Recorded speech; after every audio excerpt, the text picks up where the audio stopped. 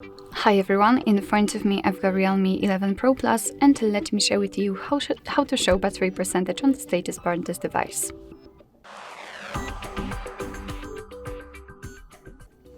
So firstly, let's enter the settings, and right here we have to find notifications and status bar. I know that naturally we will enter the battery, however in this device this option is not there.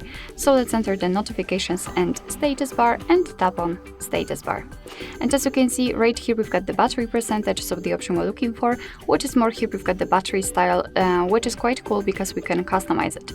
Let's start with the percentage. After tapping on it you can see that we've got 3 different options. So inside the battery icon, which I've got currently applied, of course do not show, so we've got only the battery indicator, and outside battery icon, and as you can see the percentage will be displayed next to it, and it will be much more visible than the previous option I had applied. Let's tap on the battery style, and as you can see we've got 4 different options, so you can pick one of those which are kind of default. You can do not show the battery, so it simply means that you will have the percentage applied, or the loop option, which is quite cool. As you can see, all you have to do is to tap on the option like to use.